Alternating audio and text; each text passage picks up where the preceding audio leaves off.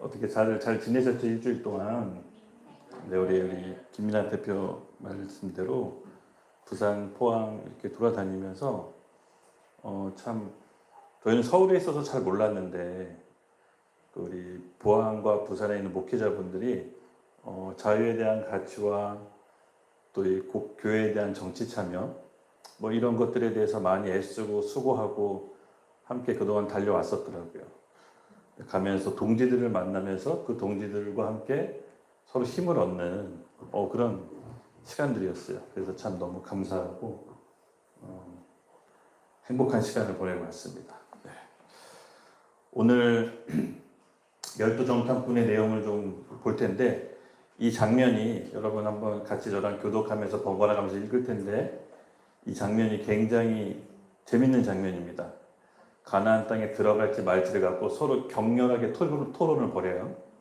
한쪽은 현실 앞에서 인본주의적 세계관으로 현실을 바라보고 한쪽은 하나님의 나라의 관점으로 이 신본주의 세계관으로 나라를 바라보는데 이 두 부류가 격렬하게 토론을 벌이는데 하나님의 어떤 쪽에 힘을 실어주고 결국 그 선택이 어떤 결과가 이르는지를 오늘 이 12정탐꾼을 통해서 한번 좀 길지만 본문이 이 장면을 우리가 한번 이 장면 속에 우리가 들어가 보죠.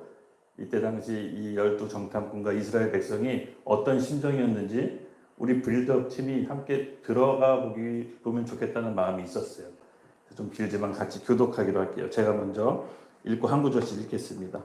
여호와께서 모세에게 말씀하여 이르시되 내가 이스라엘 자손에게 주는 가나안 땅에 정탐하게 하되 그들의 조상의 가문과 저주가 중에서 지경은 된 자 한 사람씩 보내라. 모세가 여호와의 명령을 따라 바란 광야에서 그들을 보냈으니 그들은 다 이스라엘 자손의 수령된 사람이라.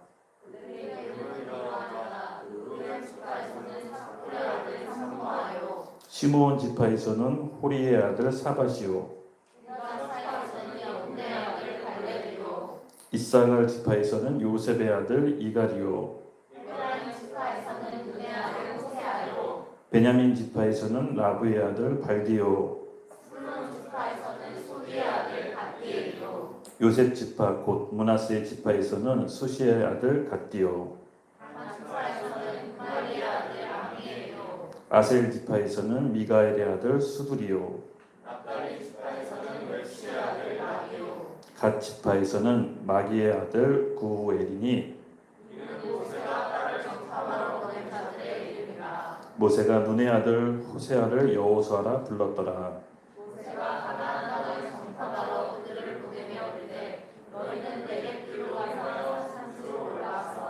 그 땅이 어떠한지 정탐하라. 곧 그 땅이 거민이 강한지 약한지 많은지 적은지와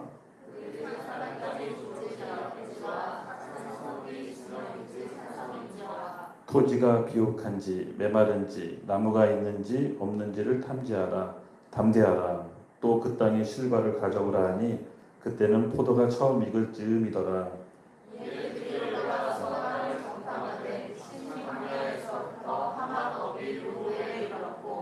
또 네겜으로 올라가서 헤브론에 이르렀으니 헤브론은 애굽 수원보다 7년 전이 세운 곳이라. 그곳에 안압자손 아이만과 세세와 달메가 있었더라.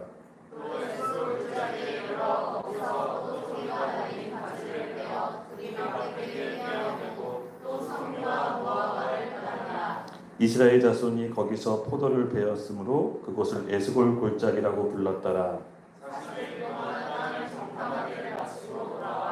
바란 광야 가데스에 이르러 모세와 아론과 이스라엘 자손의 온 회중에게 나와 그들에게 보고하고 그 땅에 과일을 보이고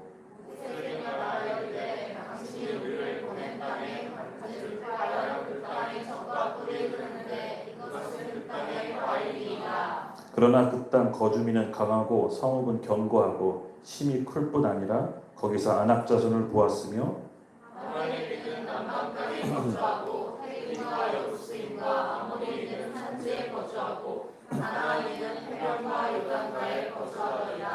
갈렙이 모세 앞에서 백성을 조용하게 하고 이르되 우리가 곧 올라가 그 땅을 취하자 능히 이기리라 하나 그와 함께 올라갔던 사람들은 이르되 우리는 능히 올라가서 그 백성을 치지 못하리라. 그들은 우리가 가느냐 하고 이스라엘 자손 앞에서 그 정탐한 땅을 악평하며 이르되 우리가 두루 다니며 정탐한 땅은 그 거주민을 삼키는 땅이요 거기서 본 모든 백성은 신장이 장대한 자들이며 거기서 햇빛 후손인 아담 자손의 거인들을 보았나니 우리는 스스로 보기에도 메뚜기 같으니 그들이 보기에도 그와 같았을 것이니라. 온 회중이 소리를 높여 부르짖으며 백성이 밤새도록 통곡하였더라.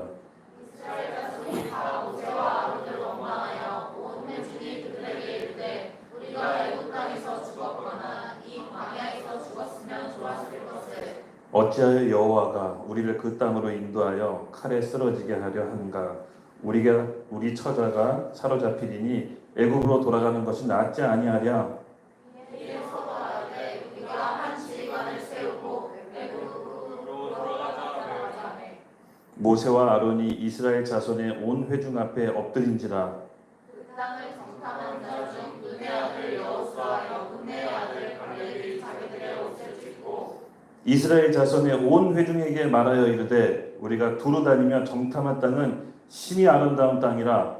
여호와께서 우리를 기뻐하시며 우리를 그 땅으로 인도하여 주시고 그 땅을 우리에게 주시리라. 이는 과연 젖과 꿀이 흐르는 땅이니라. 다만 여호와를 거역하지 말라. 또 그 땅 백성을 두려워하지 말라.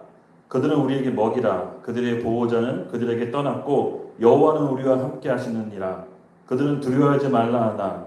온 회중이 그들을 그렇지 않은데 그때 여호와의 영광이 회막에서 이스라엘 모든 자손에게 나타나시니라. 아멘.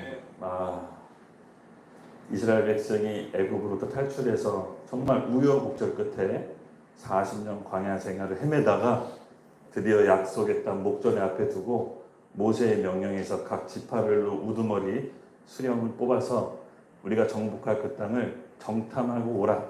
그리고 거기서 난 과실 열매를 가지고 와서 과연 그 땅이 하나님께서 약속의 땅으로 정하신 젖과 꿀이 땅이 흐르는지를 확인하고 오라라고 얘기했습니다. 그때 이 12 정탐꾼이 40일 동안 이스라엘 가나안 땅 곳곳을 살피면서 돌아왔는데 이제 이 이야기는 여기서부터 시작됩니다. 10명의 정탐꾼과 갈렙과 여호사 두 정탐꾼이 부류가 나눠지기 시작해요. 이 10명의 정탐꾼 또 이 두 정탐꾼이 똑같은 걸 보고 똑같은 사람을 만나고 똑같은 지역을 정탐했는데 와 전혀 다른 보고를 합니다. 그렇죠? 이게 가능할까? 저는 이것이 바로 세계관에 달려있다고 봐요. 세계관이라는 것은 세상을 보는 관점이죠. 즉 이 12 정탐꾼들은 두 부류가 나눠졌던 것은 본인이 보고 싶은 세계관이 있었던 겁니다. 여호수아와 갈렙은 하나님 말씀의 관점, 말씀으로 가나안 땅을 정복할 수 있다는 신본주의 세계관이 있었던 것 같아요. 오늘날 우리가 말로 해석하면. 근데 이 10명의 정탐꾼은 틀린 얘기를 한 게 아니었어요. 어떻게 보면 공동체를 위해서 정확한 팩트 얘기를 한 거예요. 정확한 팩트 얘기를 해야 정확하게 진단을 내리고 계획과 작전을 정확하게 수립할 수 있잖아요.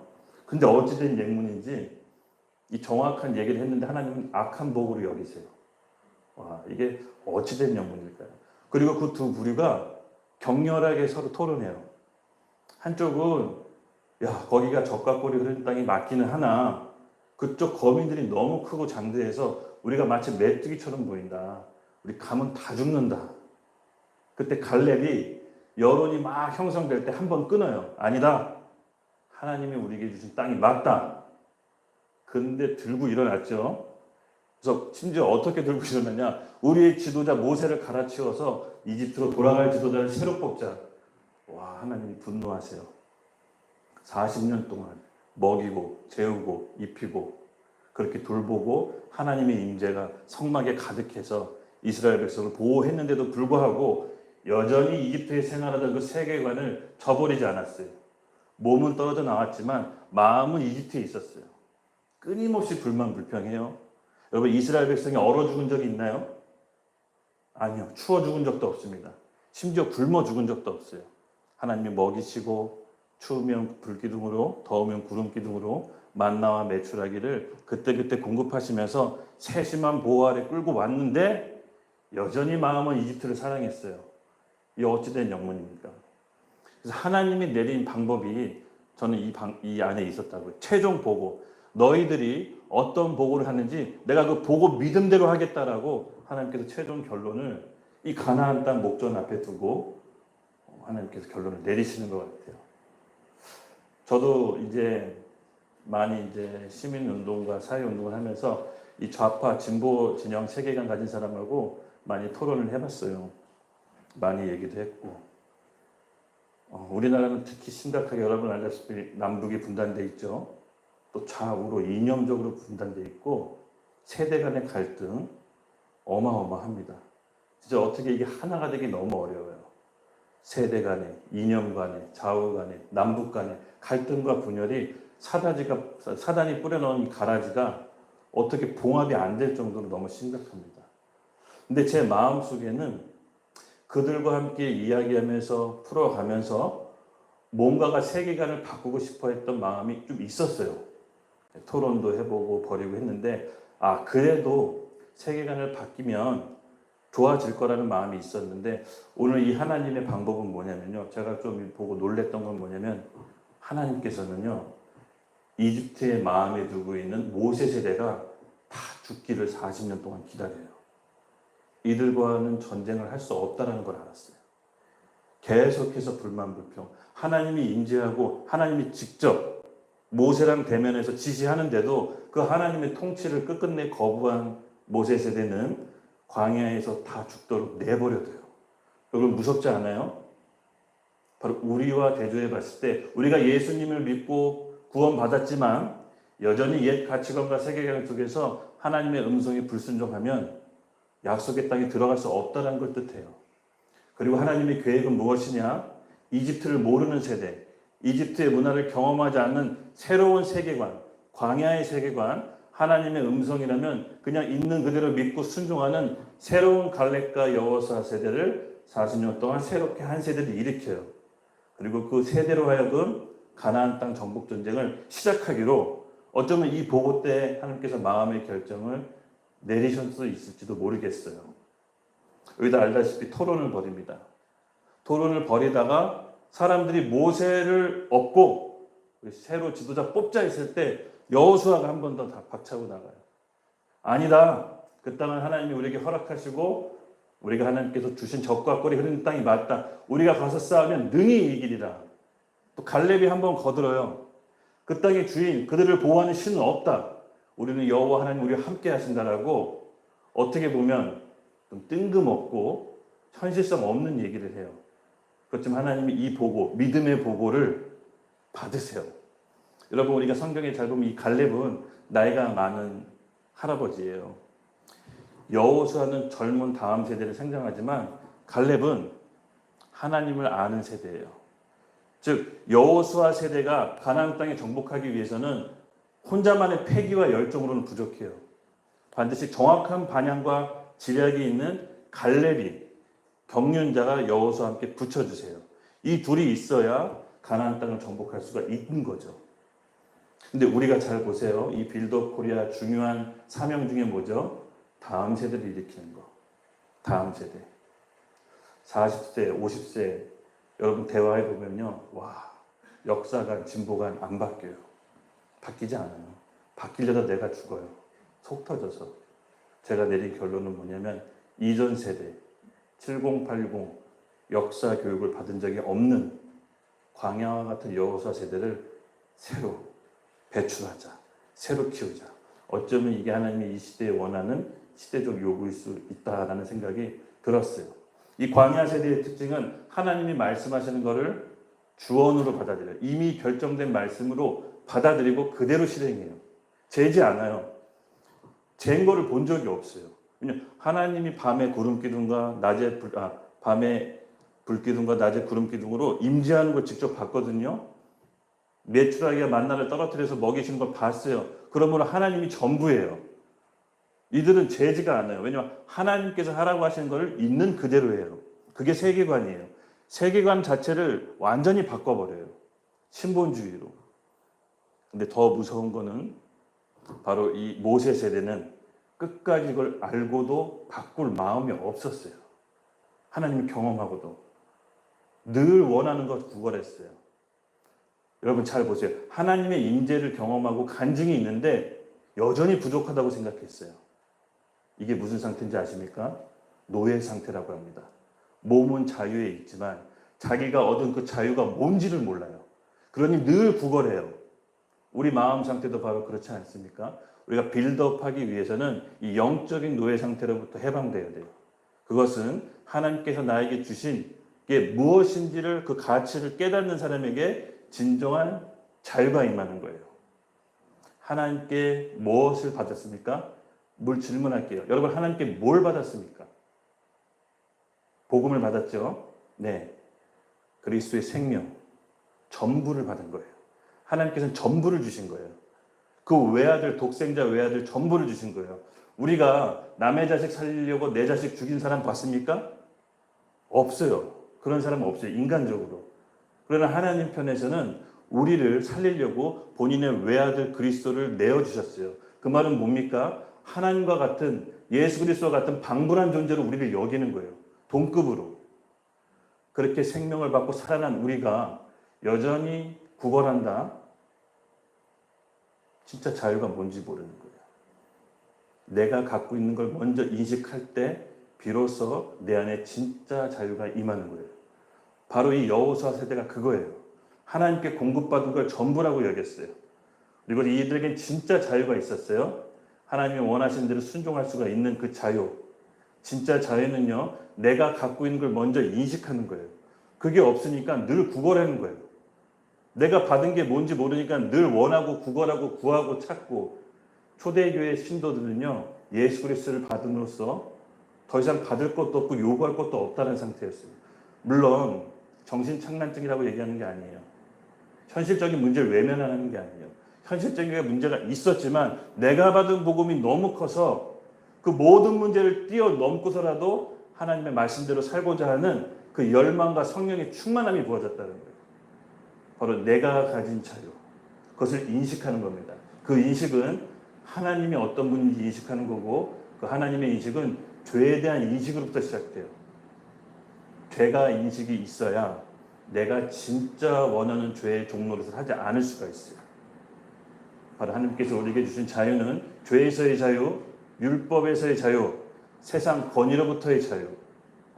이 세 가지 자유를 우리에게 주시고 영원한 속박으로부터 자유케 하신 것입니다. 이걸 모르니까 자꾸 사람들한테 인정받으려고 구걸하고 사람들에게 존귀함 받으려고 애쓰는 거예요. 부족하다고 생각하니까, 여전히 없다라고 생각하니까 늘 자유를 갈구해요. 이미 다 주셨음에도 불구하고. 이 영적인 노예 상태로부터 오늘 우리가 깨어져야 돼요. 우리 세대는 할 수 있어요. 갈렙이 바로 그 역할을 했어요. 이전에 모세 세대가 어떻게 살았는지도 알아요. 그리고 뒤 다음 세대 여호와 세대가 어떻게 가야 될지도 방향을 알아요. 그 중간 다리 역할 속에서 하나님 말씀을 어떻게 살아가야 되는지 본인이 샘플로 보여주고 있어요. 우리가 빌드업 코리아를 통해서 다음 세대를 준비시키잖아요. 우리가 갈렙과 같은 연결고리가 돼야 돼요. 우리 부모 세대가 어떻게 힘들게 어렵게 살았는지 다 알잖아요. 그렇죠? 그리고 이 MZ세대가 어떤 세상과 가치관으로 하는지 또 알잖아요. 자기 표현 자유롭고 자기 의견 자유롭게 말하고. 이런 우리 중간고리 역할을 하는 게 우리 바로 빌드업 코리아 사역팀이라고 봐요. 우리가 갈렙의 역할을 맡아야 된다고 봐요. 그래서 이들을 함께 나아가야 될 방향을 갈렙이 정확하게 제시했듯이 우리 빌드업 코리아 팀이 이 다음 세대가 왜 빌드업이 필요한지를 전달하셔야 돼요. 무장하셔야 돼요. 내용이 있어야 돼요. 다음 세대를 만나면 전달할 수 있는 내용이 있어야 돼요. 이것을 무장해야 돼요. 언제 어느 것 얘기할 수 있고 왜 빌드업이 필요하고 이것이 어떤 역할을 하는지 대답할 수 있어야 돼요. 그 무장이 여러분에게 있기를 오늘 예수님의 이름으로 축복합니다. 세계관 얘기를 조금 다룰게요. 제가 PPT를 그냥 져주시겠어요? 네.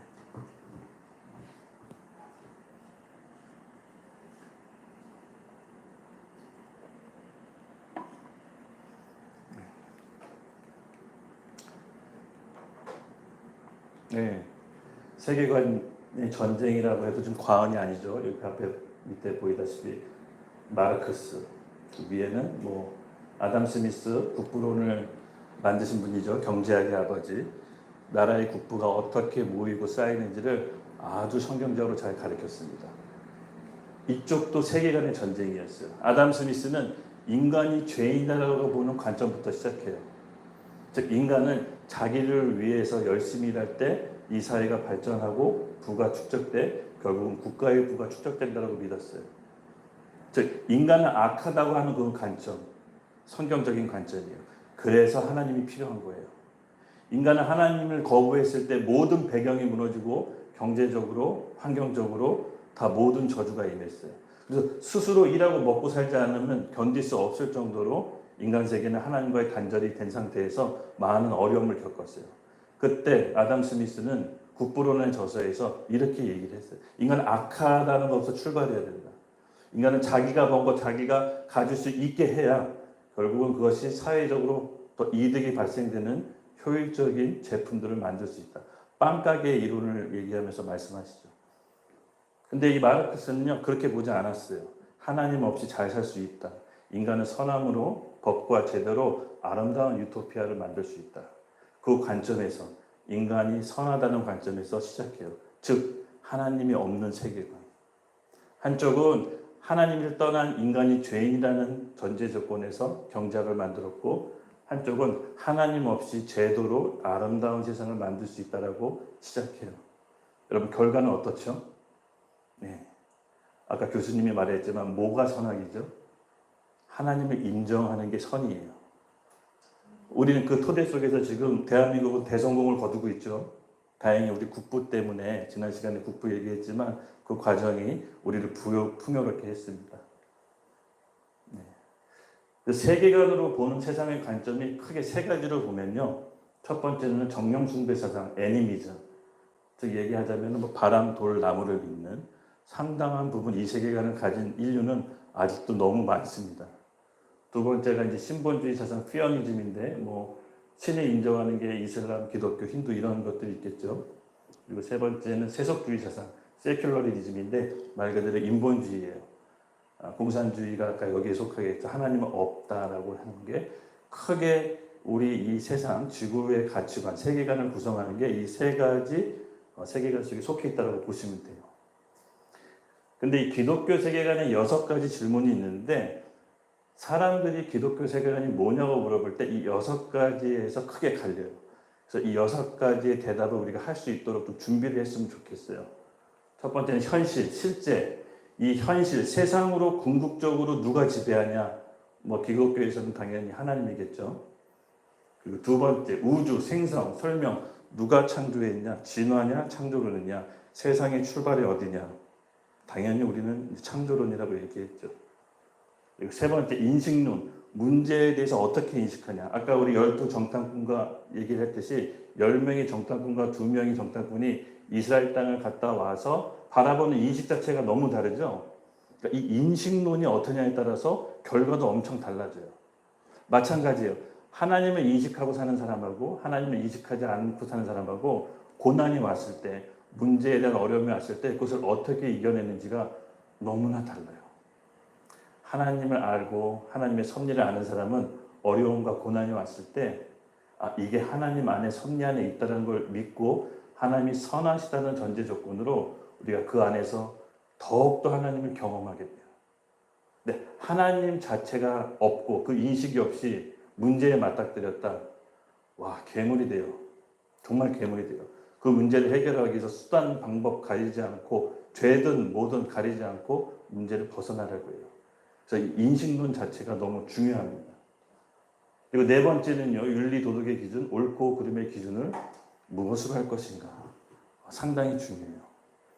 이 부분이 조금 세상 사람들이 기독교를 많이 오해해요. 옳고 그름의 기준. 이 도덕적인 기준으로 마찬가지로 구약을 바라보면 이 신학에서도 자애주의 신학이 굉장히 많이 침투해 들어왔습니다. 도덕적인 기준으로 이스라엘 백성이 가나안 땅에 들어가서 살육하고 죽이면 이스라엘 백성이 하나님 편에서 악한 건가요? 또 하나님은 악한 존재인가요? 여러분 어떻게 보세요? 링컨 대통령이 노예를 해방하기 위해서 남북전쟁을 벌인 게 악한 건가요? 어떻게 보세요? 선악의 기준은 옳고 그름은 인간이 내리는 게 아닙니다. 하나님이 말씀의 기준으로 우리는 삼아야 됩니다. 자꾸만 인간의 옳고 그름을 윤리 도덕적으로 판단하다 보니까 하나님을 이상하게 꼬아놓기 시작해요. 창세 때부터, 아담과 하와 때부터 바로 계속해서 우리 인간의 사상과 생각과 가치관에 거짓 메시지를 심어줘서 하나님과 인간을 분리시키는 사단의 속삭임이 지금도 여전히 우리에게 침투해 있어요. 세계관이라는 이름으로 우리를 하나님과 우리 사이를 갈라놓으려고 해요. 그래서 우리는 정신을 바짝 차리셔야 됩니다. 그리고 사후 세계에 대한 죽음의 인식. 이때 제가 꿈 얘기를 좀 해드리려고. 제가 어저께 꿈을 꾼 거를 짧게 얘기해 드릴게요. 정말 대박이었어요. 꿈인지 실제인지 분간이 안 될 정도로 약간 영적인 체험이었는데 경비행기 같은 걸 타고 있었거든요. 내가 그 경비행기에 5명 정도, 6명 정도 탈 수 있었는데 운전수가 뒤에서 보니까 운전을 잘 못해요. 그러면서 운전을 잘 못하면서 비행기가 왔다 갔다 하면서 저 뭐 하는 거지? 꿈인데. 그러면서 점점 추락하는 거예요. 추락하겠는데 했는데 추락해버렸어요. 그리고 죽었어요, 내가. 꿈에서 죽었는데 제 몸과 영혼이 좀 분리되는 걸 느꼈어요. 그리고 사고 현장에 제 모습을 보고 나와 함께 비행기 탄 사람들을 다 봤는데 다 죽었어요. 처음 보는 사람들이었지만 그 꿈속에서는 교회 같은 성도들이더라고요. 그리고 나서 시간이 갑자기 팍팍팍 빨리 움직였어요. 이 꿈속에 내 영혼이 시간과 공간을 이렇게 왔다 갔다 하는데 자유로웠더라고요. 갑자기 시간이 훌쩍 건너뛰어서 우리 딸 하나 있죠. 하나가 오고 우리 집사람 보이고 어머니 보이고 우리 형이 보이고 교회 분들이 보이면서 너무나 슬프게 울고 있더라고요. 사고 현장을 보면서. 저도 너무 마음이 아팠어요. 꿈인데 아직 작별 인사도 제대로 못했는데 이렇게 헤어지는 게 너무 어처구니가 없고 막 운전수가 원망이 되더라고요. 근데 마음 가운데 내가 말을 걸면 내 말이 들릴 것 같아요. 그래서 일단은 만져보기로 했는데 우리 딸 하나를 이렇게 만지는데 이 손이 얼굴을 관통하면서 만질 수가 없더라고요. 그래서 내가 하나야 아빠 여기 있는데 느껴져? 이렇게 얘기했더니 아빠 그러더라고요. 아빠 여기 있는 거 느껴져? 그랬더니 느껴져요 그러더라고요. 그래서 여러분 저 김성환 전도사인데 제가 여기 여러분과 함께 있는 거 느껴집니까? 그랬더니 전도사님 들려요 이러더라고. 함께 있는 것 같아요. 그래. 너무 꿈인데도 울컥하더라고요. 여러분하고 같이 오래 있고 싶은데 지금 어떻게 안 돼서 하나님이 허락하셔서 잠깐 제가 이렇게 얘기를 전달할 수 있게 됐어요 라고 하면서 빨리 어떤 말을 해야겠다는 생각이 들었어요. 그 상태로 오래 있을 것 같지 않다는 느낌이 들어서 제가 그분들한테 짧은 메시지를 전했어요. 뭐였냐면 여러분 함께 살아있는 동안 서로 사랑하세요 라고 하고 제가 순간이동하면서 뿅 우주로 날아갔어요. 진짜 빠른 속도로. 그러면서 마음에 안타까움이 들었던 게 같이 있을 때 더 사랑할 걸 이런 마음이 있더라고요. 그리고 뿅 갔는데 어느 한 구역에 가니까 뭐 헤어스타일이 각자 바뀌고 되게 멋있더라고요. 사람들이. 패션도 뭐 너무 멋있었어요. 다른 차원의 세계였는데 멋있는 사람들이 함께 있다는 걸 느꼈어요. 바로 이 인식론. 죽음 후에 심판이 있다는 거. 신을 인정하지 않고 하나님을 인정하지 않는 사람들은 이 세상 사는 동안 아름다운 세상을 만들겠다고 시도하는 그 어리석음이 있고요. 신을 인정하고 하나님을 믿는 사람은 죽음 후에 심판이 있습니다. 제가 그 꿈을 꾸고 마음으로 좀 좋았던 게 뭐냐면 죽는 게 무서운 게 아니네. 죽는 게 나한테도 좋을 수가 있겠구나라는 생각을 제가 좀 바뀌었어요. 생각이. 근데 꿈이 너무 실질적이고 영적이어서 그 꿈을 꾸고 딱 눈을 떴는데 우리 원준 쌤이 카톡이 와 있더라고요. 새벽에 지금 기도 부탁한다고. 기도하라는 사인인가 보구나. 그래서 꿈이 너무 생생히 생각나서 너무 신기한 거예요. 이거 간증해줘야겠다 오늘 하고 마음이 들었어요. 그래서 우리는 죽어서 영원히 사는 존재라는 걸 인정하시죠? 이 땅에 사는 것이 전부가 아니라는 거. 그러므로 우리가 죽어서 사는 것이 하나님 안에서 영원한 존재라는 걸 알기 때문에 이 땅에 어떻게 살아야 되는지 결론이 나오는 겁니다. 그렇죠? 하나님을 인식하면서 내가 가진 죄가 무엇인지를 깨닫고 그 자유에 대해 다른 사람에게 나눠주는, 구걸하는 인생이 아니라 내가 가진 자유를 나눠주는 그런 인식이 우리에게 먼저 필요하지 않을까 싶어요. 이것이 참된 자유에 대한 인식이라 믿습니다. 그리고 시간과 역사, 시간은 목적으로 가고 있는 직선적 기념. 윤회 사상이 아니죠. 우리 크리스찬의 기독교 세계관은 시작이 있으면 끝이 있다고 성경은 말합니다. 바로 이 세상이 창조 때부터 마지막 때 주님 오실 때까지 우리는 성경의 끝부분에 살고 있습니다. 이 인식이 있어야 돼요.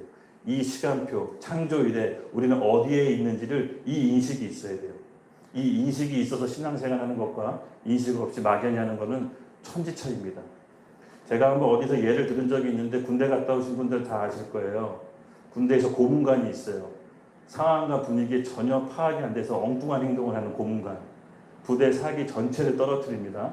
경험하실 분들이 있을 텐데 5분 대기조에서 빨리 출동해서 총에 탄창 끼고 나가서 싸워야 되는데 그때 막 건빵 챙겨요. 그리고 막 그때 워커를 닦아요. 지금 분위기가 지금 빨리 나가야 되는데 김상병 뭐 하고 있어? 그러면 죄송합니다. 지금 워커 닦고 있습니다. 꼭 그런 사람들이 있어요. 전체 부대 사기를 확 떨어뜨려요. 지금은 싸울 때예요. 주님 오실 준비해야 돼요. 거기에 맞게끔 신앙생활 해야 돼요. 지금 가나안 땅에 들어가서 하나님께 보고를 듣고 우리가 어떻게 싸울지 준비해야 할 텐데 여전히 구원과 은혜 속에서 내 죄에 대한 인식 없이 은혜만을 갈구한다면 지금 신앙생활이 어떤 생활인지를 아직 잘 모르고 있는 것 같아요. 우리 주님 오실 날을 예비하는 주의 군사로서 준비해야 될 때입니다. 이 시간이 있다라는 것.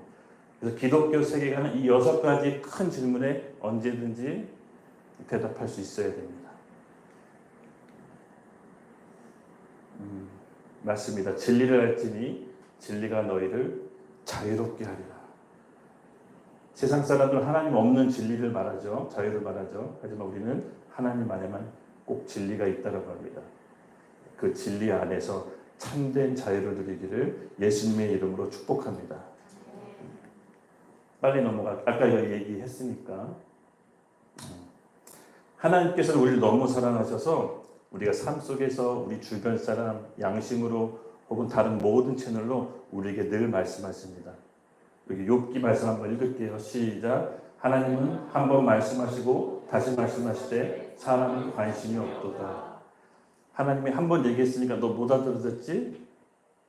꿀밤 이렇게 하시는 게 아니라 알아들을 때까지 수단과 방법을 가리지 않고 계속 말씀하시는데 결국 모세 세대는 하나님의 말씀을 처음부터 들을 마음이 없었어요. 하나님을 사랑하는 마음이 없었어요. 다시 한 번 더 읽겠습니다. 시작. 사람이 귀를 돌려 율법을 듣지 아니하면 그의 기도도 가증하느니라. 아멘. 우리가 왜 하나님의 말씀을 들으려고 합니까? 왜 예배 때 하나님의 통치를 받으려고 합니까? 하나님의 말씀을 들으려고. 왜 말씀을 듣죠? 그 말씀에 순종하려고. 요한복음 2장 5절에 이렇게 나와 있습니다. 너희에게 무슨 말씀을 하시든지 그대로 하라 하니라. 하나님이 언제든지 무슨 말을 했을 때 순종할 수 있는 마음의 태도. 바로 갈렙과 여호수아 세대는 이 마음의 태도가 있었어요. 하나님이 무슨 말씀을 하시든지 주여 제가 그대로 순종하겠나이다 말씀하시옵소서. 모세 세대는 전혀 이런 마음이 없었어요. 이미 하나님이 다 줬는데도 늘 달라고 불만불평했어요. 여러분 우리가 오늘 이 마음의 태도를 바꿉시다. 이것이 세상을 바라보는 크리스찬의 관점인 것 같아요. 우리가 이 마음만 오늘만 똑똑히 바로 고쳐도 우리 인생은 영적인 가나안 땅에 갈 것이고 우리 공동체가 빌드업 될 때 이것이 널리 퍼져 대한민국이 빌드업이 될 것입니다. 먼저는 하나님 안에서 우리가 빌드업 되는 거예요. 우리가 오늘 이 기도회를 통해서 그 일을 먼저 합시다. 하나님이 새 일을 시작하실 것입니다. 우리 일이 저는 확신할게요. 잘 될 수밖에 없는 거 기도가 겹겹이 쌓이고 있어요. 매일 아침 저녁마다 기도, 토요일마다 기도, 우리가 인식하던 인식하지 못하던 주변의 많은 공동체의 기도. 이거 실패하면 이상한 거 아니에요? 비록 어려운 가운데 있어요. 마치 가나안 땅을 앞에 목전에 두고 서로 의견 대립이 있을 수 있어요. 아니다, 거기 너무 크다, 조금 한 템포 쉬었다 가자, 우리가 뭔가 무기라도 갖추고 가야 되는 거 아니냐, 토론할 수 있어요. 그렇지만 하나님이 원하는 보고는 뭐죠? 아니다. 그 땅은 하나님이 우리에게 허락하셨고 그 땅은 적과 꿀이 흐르는 땅이다. 하나님의 보고, 믿음의 보고가 필요할 때예요. 모든 부류가 이스라엘 백성이 안 된다고 했을 때 그 거짓 여론 선동에 맥을 끄는 게 누구였습니까? 여호수아가 치고 나가지 않았어요. 아직 어렸어요. 연륜이 있는 갈렙이 먼저 여론을 중단시켰어요. 여러분 그 이유를 잘 보세요. 갈렙은 경험이 있었어요. 이때 노인이었어요. 노인과 여호수아를 하나님이 왜 붙여주셨겠어요? 여호수아 갖고는 안 돼요. 여호수아의 열정과 혈기만 갖고는 정복할 수가 없어요. 그렇지만 갈렙이 있을 때 이전 부모 세대가 어떻게 살았는지 눈으로 확인한 갈렙을 여호수아에게 같이 붙여주셨어요. 같이 싸우라고. 그래서 갈렙이 여론을 끊어버립니다. 마치 엠킴 TV에서 엠킴이 주류 언론을 통해서 거짓 선동을 했을 때 이게 아니에요 라고 진실을 외쳐서 여론을 끊어버리듯이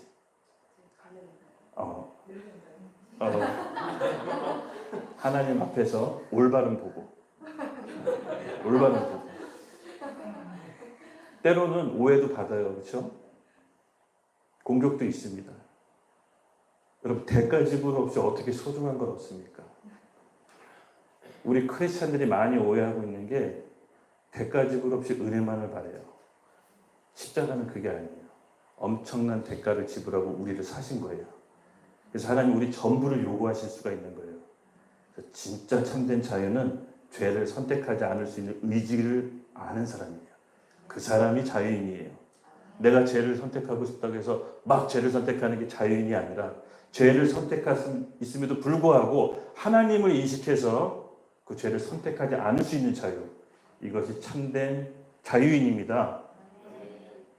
오늘 우리가 빌드업을 왜 하는지 아셨죠? 말씀을 많이 준비해서 설명, 팜플렛 나온 거 또 외워서 다른 사람에게 복음 전하듯이 해봅시다. 내가 확신이 없는데 누가 우리를 보고 빌드업 오겠어요? 내가 어물쩡거리는데 내가 분명한 말을 못하는데 누가 빌드업에 오겠습니까? 그렇죠? 갈렙처럼 분명하게 거짓 여론을 끊어버립시다. 대가가 치러져요. 대가가 있어요. 그것이 바로 소중하기 때문에.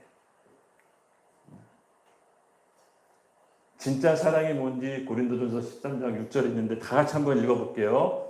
시작. 불의를 기뻐하지 아니하며 진리와 함께 기뻐하고. 고린도전서는 사랑절이죠. 사랑은 오래 참고 사랑은 온유하는데 이 구절이 딱 들어왔어요. 사랑은 뭐라고요? 불의를 기뻐하지 아니하고 사랑은 진리와 함께 기뻐하고. 아까 우리 교수님이 강의하셨잖아요. 거짓된 선동, 많은 것들이 선과 악을 꽈놓고 뒤바꿔놨죠. 불의에 대해서 얘기할 수 있어야 돼요. 그것이 사랑이래요. 하나님을 향한 사랑. 내 진짜 주인에 대한 사랑이 불의를 보고 참지 않는 거예요. 그리고 진리와 함께 기뻐하는 게 진짜 사랑이랍니다. 아멘. 준비하십시오. 진짜 사랑이 뭔지를 우리 빌드업 팀들이 보여주십시오. 이 세상 사람들에게. 네. 빌드업 코리아, 와, 올 것이 왔어요. 점점 다가오고 있습니다. 저는 이게 무슨 하나님 나라 같아요. 앞으로 현실에 도래할 하나님 나라가 점점 오고 있는데, 주님 우리 준비되게 해주세요. 우리 준비되게 해주세요. 우리 미나쌤 준비되게 해주세요. 우리 준비되게. 이게 오는데, 날짜가 오는데, 와, 이거 기도만 나오더라고요. 인간은 죄인이다. 뭐가 닥쳐야 기도해요. 그렇죠? 절박한 기도.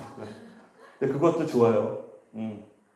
사실은 이게 성공한 게 우리한테 좋을지 실패하는 게 좋은지 우리는 알지 못해요. 아마 이 과정 가운데 하나님이 알려주고 싶은 게 있을 거예요. 제가 꿈을 통해서 느꼈지만 저도 모르게 빨리 10초 동안 설교해야 된다면 뭘 할까? 이 땅에 사랑하는 동안 사랑하시라고 뿅 떠났다니까요. 준비하셔야 돼요. 누굴 만나더라도 그 사람에게 전달할 내용을 준비하셔야 돼요. 10초짜리 메시지, 5초짜리 메시지, 시간이 있다면 2분짜리 메시지, 10분짜리 메시지. 빌드업 코리아가 왜 필요한가 했을 때 잠깐 만나고 있을 때 준비하셔야 돼요. 빌드업 코리아 왜 필요합니까? 5초 메시지? 안 그러면 나라가 망해요. 뭐 이렇게라도 짧게라도 내용이 준비되어 있을 사람이 여호수아 갈렙의 세대입니다. 아멘. 아멘 크게 하셨어요. 지켜볼게요. 기도할게요. 우리 연주. 저요? 갑자기 소리가 나는데. 카톡 뭐 있어 봤어요? 카톡. 핸드폰이 있네. 일단 기도할게요. 네, 뭐가 급한 거만 알려주세요. 괜찮아요. 핸드폰을 우리가 뭐가 왔어요? 네, 뭐가 왔어요? 심각한 거예요? 아니요. 경찰에 있어서 우리.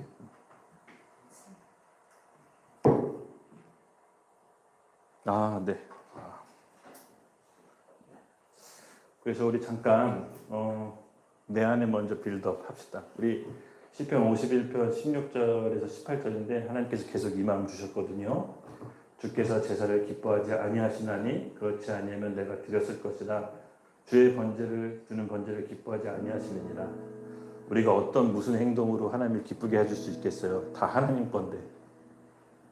하나님이 진짜 원하시는 것은 하나님께서 구하시는 제사는 상한 심령이라. 하나님이여 상하고 통회하는 마음을 주께서 멸시하지 아니하시나이다. 주의 은택으로 시온의 선을 행하시고 예루살렘 성을 빌드업하소서. 여기 영어로 보니까 성을 쌓아소서가 빌드업이라고 돼 있었습니다. 와, 일부러 알고 한 건 아니었습니다. 미나쌤이 발견해 주셨어요. 전 영어를 잘 못하니까. 우리가 하나님 앞에 준비되고 겸비되어야 될 빌드업, 상하고 통회하는 마음, 하나님에 대한 인식의 부재를 아파해야 되고, 양심에 대한 인식의 부재를 아파해야 되고, 죄에 대한 인식의 부재를 아파해야 되고, 하나님 오늘 오셔서 제 마음 가운데 하나님 나라의 통치가 임하여 주시옵소서. 우리 예배와 갈급한 심령들 가운데 하나님의 임재가 부어질지어다.